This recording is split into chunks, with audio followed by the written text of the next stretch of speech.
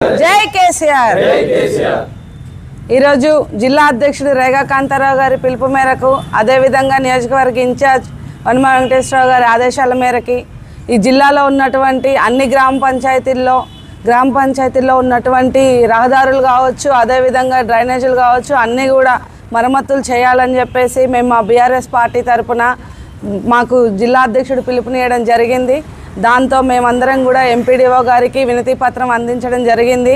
మనం చూసుకున్నట్లయితే మన జిల్లాలో అనేకమైనటువంటి పరిశ్రమలు ఉన్నాయి. వాటి నుండి వచ్చేటువంటి సిఎస్ఆర్ ఫండ్స్ కావచ్చు, అదేవిధంగా ఇంకా మిగతాయి కావచ్చు, అభివృద్ధి పనులకు అవి ఉపయోగించాలని, మా జిల్లాకు ఉపయోగించిన తర్వాతే వేరే జిల్లాలకు ఉపయోగించాలని మా బీఆర్ఎస్ పార్టీ తరఫున మేము కోరుకుంటున్నాము. అంతేకాకుండా ఇప్పుడు నెల రోజుల నుండి కూడా మేము చాలా క్యాంపెయినింగ్ చేస్తున్నాము. డిజిటల్ క్యాంపెయినింగ్ జిల్లాలో ఉన్నటువంటి రోడ్లన్నీ కూడా మరమ్మతులు చేయాలని చెప్పేసి, జిల్లాలో ఎక్కడ చూసినా కానీ రోడ్డు మొత్తం డ్యామేజ్లే కనపడుతున్నాయి. దానివల్ల చాలామంది ప్రజలకి ప్రాణ నష్టం జరుగుతుంది. కాబట్టి జిల్లా యంత్రాంగం స్పందించాలి, అదేవిధంగా ప్రభుత్వం కూడా స్పందించాలి.